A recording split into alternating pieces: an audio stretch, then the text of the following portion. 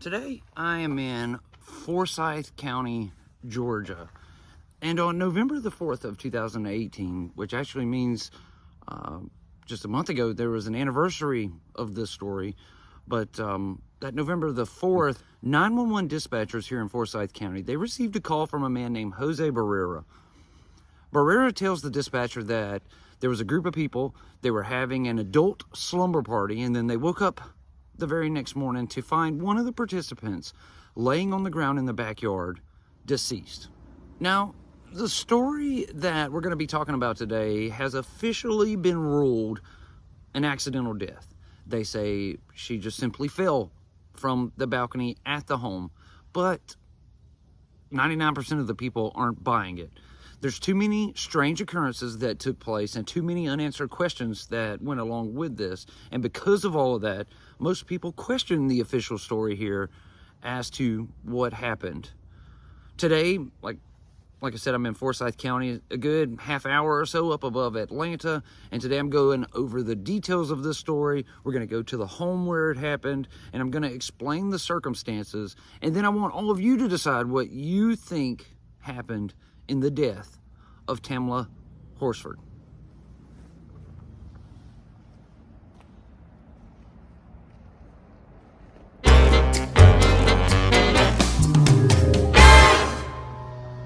For this video today, I have traveled into, well, it's a residential neighborhood called Quail Hollow, and pretty much the entirety of this video took place right here in this neighborhood.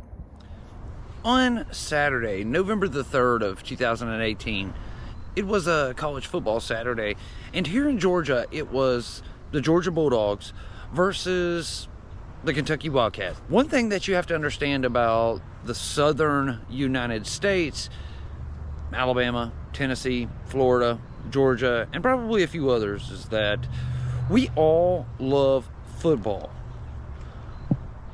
During college football season, it's a big deal for us, and everyone gets into it. Well, mostly everyone.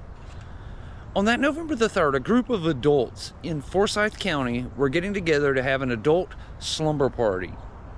It was a group of parents and football moms, more specifically, that had all met as part of the youth football league in this community. For years, their children had played football with each other, and they had all become friends because of this. Altogether, there were 12 people who were attending this party. It was originally meant to be 9 people, 9 football moms, but Jean, the homeowner, her boyfriend was there. So when the women were getting dropped off, 2 of the other women had their husbands stay as well, which made up the 12 people involved. These slumber parties were parties that happened from time to time. They happened every now and then. This wasn't the first one. And it was a way for these moms to take a break from their lives, to hang out with some friends and neighbors and enjoy their lives. Plus, it was a celebration. It was the birthday of the homeowner where the party was taking place at. Her name was Jean Myers. It was her birthday. On this particular night, a few of the partygoers got there early enough in the afternoon that they could watch the Georgia football game. And then after that Georgia game ended, a few more people showed up, and they were going to make a night out of it. Of course, there was quite a bit of alcohol involved. There was a little bit of drug use, and they were all playing a card game called Cards Against Humanity, which is an adult party game where people draw cards that have fill-in-the-blank statements on them that has to be answered by using words or phrases that would typically be deemed offensive, risque, or politically incorrect. One of the people that was attending this adult slumber party was 40-year-old mother of 5 and stepmother to 1, Tamla Horsford. Tamla was at her own home with her family for the Georgia game that afternoon. And then about 8:30 p.m. that evening, she made dinner for her husband and their children. And then Tamla arrived here at Jean Myers' home at about 10 p.m. on that November 3rd. Tamla showed up with a bottle of tequila in hand, and she was wearing a white, like, onesie pajama thing covered in Georgia Bulldog paw prints. After Tamla arrived, the group drank a lot of alcohol, and they took some pills, and they smoked some pot. They watched the Alabama LSU game that came on right after the Georgia and Kentucky game, and they played this adult card game. They conversated, and they just had a great evening. At some point after midnight, most of the people at the party went to bed and passed out. Tamla and another woman named Bridget Fuller were up by themselves in the living room, and they were just talking. At 1:47 a.m., Bridget Fuller left Jean's home to go to her own home. And as Bridget Fuller left the Myers home, Bridget would be the very last person to see Tamla Horsford alive. We know from the home security system that 2 minutes later at 1:49 a.m., Tamla opened the back door onto the back porch to go outside to smoke a cigarette. 1 minute later, at 1:50 a.m., the door opened again. And then at 1:57 a.m., the door opened for the last time that night, and it appeared to have been open the entire night after that. Like it was never completely shut after 1:57 a.m. It appears for whatever reason, Tamla went outside at 1:49 a.m. She came back in at 1:50 and then went back out again at 1:57. No one knows what happened during those few minutes, whether maybe she forgot her cigarettes or her lighter or something inside. But from 1:57 a.m. that morning and on, Tamla Horsford was outside on the back deck, that back deck right there, all by herself. Fast forward a few hours, later on that morning at 8:45 a.m., Madeline Lombardi, another one of the party goers, she woke up and she headed into the kitchen to make a pot of coffee for everyone. As she got to the coffee pot and she got it going, she happened to look up and out the kitchen window, and what she saw can only be described as chilling. As Madeline looked up and out the window, she saw the white dog print onesie laying on the ground in the backyard. So Madeline raced out the back door and into the backyard, and it's at this moment Madeline discovered Tamla Horsford. She was laying face down and motionless in the grass in the backyard, like almost right underneath the deck there, and she was deceased. Madeline then ran back inside the home, and she woke up the other party goers.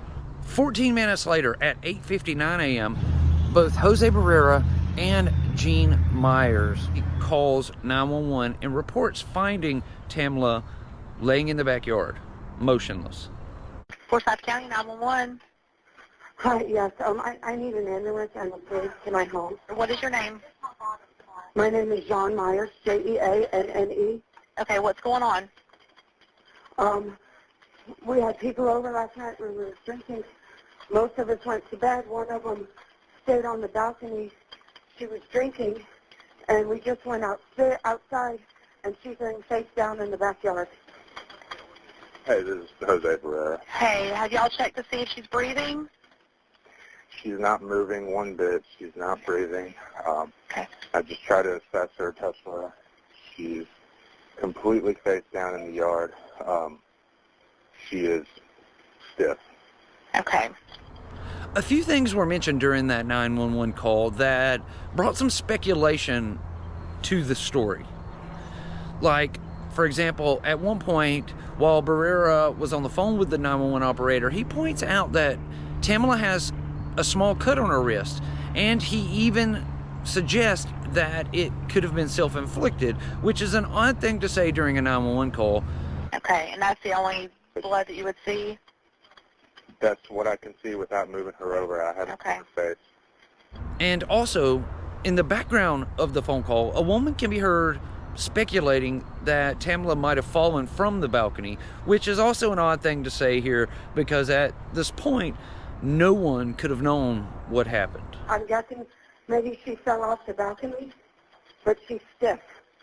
At 9:07 a.m., 8 minutes after the 911 call was placed, law enforcement arrived here on the scene, and they began trying to put all of the pieces together, and they began trying to find out what happened to Tamla. All of the partygoers were questioned and interviewed about the events of the night. After hours and hours of law enforcement swarming the house, taking pictures, looking for evidence, they measured the distance from the back porch to the ground, which was about 14 feet, and they scoured over every inch of the back porch and the backyard looking for any other evidence they can find. Well, law enforcement, they just left the home, and all of the partygoers were free to go. In the days that followed, an autopsy was performed, and it was discovered that Tamla had sustained severe injuries to her head, her neck, and her torso. She had a broken neck. They discovered that she had cuts all over her face, hands, and lower legs. Tamla had a broken wrist on her right hand. It was noted that her right elbow was hyperextended backwards in a way that it definitely shouldn't be. And several of the other bones in her body, like a few ribs and some vertebrae, were also in odd positions that they shouldn't be. It was also noted that internally, Tamla had a laceration to her heart on her right ventricle. Once this autopsy report came back, everyone was extremely upset and distraught at the state of Tamla's remains and at how many injuries she had suffered, apparently, during that evening. Law enforcement went back to talk to the witnesses, and there was a little bit of a different atmosphere at this point. It was as if these people were now suspects in the investigation. But everything kind of changed, though, when the toxicology report came back, because that toxicology report revealed that Tamla had taken Xanax at the party that night. There was THC in her system, meaning she had smoked some marijuana, and the medical examiner listed that at the time of her death, Tamla was suffering from acute ethanol intoxication, meaning she had drank way too much alcohol. The medical examiner actually listed her blood alcohol level at a 0.238 at the time of her death, which is ridiculously above the legal limit of 0.08. Once these toxicology reports come back, the medical examiner listed Tamla's death as an accident. All investigations into her death just stopped, and it kind of threw everyone in a tizzy because it just happened all of a sudden. Even before those results were given to the news agencies, speculation of foul play had already begun to spread across the internet. All of the witnesses reported that Tamla did not appear to be overly intoxicated. So questions came out of that, like, how did a woman who seemed to be in control of her faculties fall over a 4-foot railing down to her death into the backyard?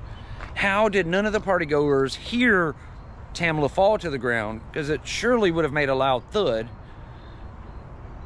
And how did a 14-foot fall break so many bones in Tamla's body? Her neck, wrist, vertebrae, ribs. How did this 14-foot fall kill her? On top of that, there's also the other question, because she landed, her hands were by her side, like palms up, meaning she didn't like try to prevent her fall if she fell. If she had fallen from the balcony, her hands would have gone down to try to, block her fall, but that wasn't the case. There was another theory that was thrown up that maybe she had fallen down the stairs, hit her head, or broken her neck or whatever, gotten up, walked out onto the grass, and then stumbled and fell. But there's no way to prove that happened either. It's the weirdest thing. She was face down, but like her arms were down, like she just face planted is the best way I can describe it. So her arms were like by her side? Yeah, they were by her side, palms up. This speculation of foul play was running wild when it was announced that it was being ruled as an accidental death. Now, that wasn't what the public wanted to hear, so they dug their heels in and they doubled down, claiming that this must have been foul play. This foul play speculation was only exacerbated when 2 months after Tamla's death, Jose Barrera, Jean's boyfriend, and the person who called 911, well, he worked for the Forsyth County court system, and he used his position and he accessed the case file from the software that they use in their computer systems. He accessed it looking for information as to where the investigation was at. Once it was discovered that he had done this, Jose Barrera was swiftly fired, but that only fueled the foul play speculation even more. People thought it looked as if he was trying to see if maybe he was a suspect or not in the case, which only made him look more guilty than he already did to the public.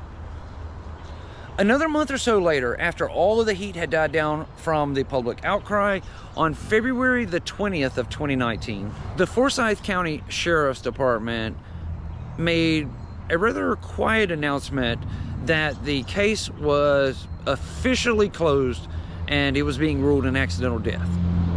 In the summer of 2020, another situation would arise across the country that would bring Tamla's case right back into the spotlight. It was after the death of George Floyd, when all of the anti-police protests were taking place across the country, and everyone was in outrage. And all of a sudden, during this event, out of the blue one day, a letter was leaked online by an Atlanta journalist that claimed that this letter was from an attorney for Tamla's husband. And the letter said that the 30 witness statements law enforcement took, that they were all in conflict with each other. They were all different statements. The letter said that Barrera had actually moved Tamla's body prior to law enforcement arriving at the scene. It claimed that the letter writer had proof that evidence was disposed of and that the scene was not properly preserved. It also claimed that the medical examiner did not take fingernail clippings or do a sexual assault kit after Tamla's body had been found. And lastly, this letter said that Tamla's injuries were consistent with those of a physical struggle, and that the cuts and scrapes on her hands and arms and shins all appeared to be defensive wounds, as if she had been fighting off an attack. Very quickly after the Atlanta journalist posted this letter, it spread across the internet like a wildfire. I'm sure by now, throughout this video, you have noticed that the pictures of the party that night, that Tamla was the only person at the party who was not Caucasian, who was not white. So the fact that she was the only person of color at this party, and the fact that she was the only person who died at this party, mixed with all of the high tensions across the country at the time on race relations right after George Floyd's murder, it was a melting pot of controversy, and people from all over the country screamed foul. Protests took place all across America asking for justice for Tamla Horsford. People lined up alongside the interstate in Georgia holding up signs that said her name on it. There were other signs that said Black Lives Matter on it. And then there were other signs of other people who had been killed in the area. At different points in time throughout all of this, popular rappers T.I. and 50 Cent both shared posts and weighed in on Tamla's death, which then prompted very popular actress Gabrielle Union and Kim Kardashian to weigh in on it, which brought even more attention to Tamla's story.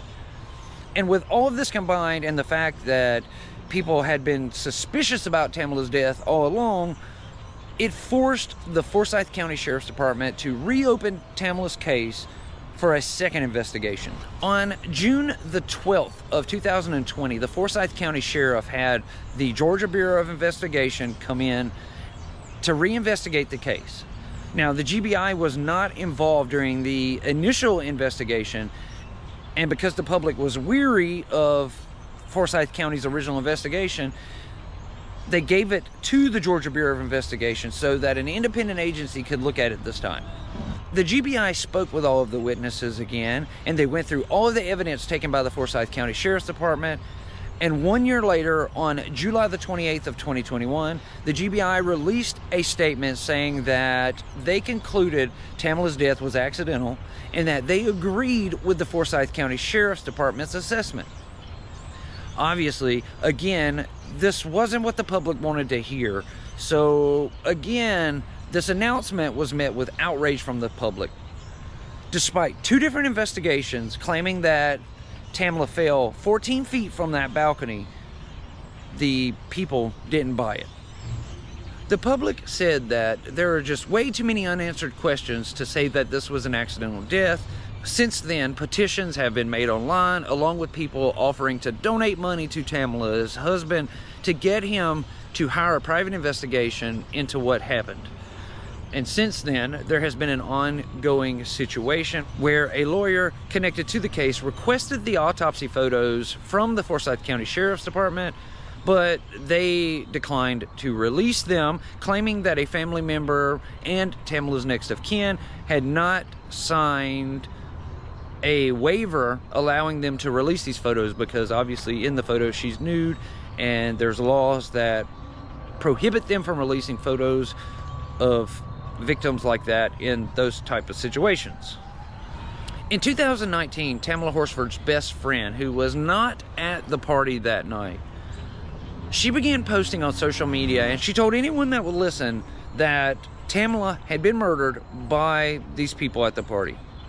Every day she posted something new, which led to Jose Barrera and Gene Myers filing a defamation lawsuit against her, which would eventually get dropped, but it was held up in the court systems for a long time, at least a year. Since all of this, the Forsyth 12, as they have been called, they've all split up and they've gone their separate ways for the most part.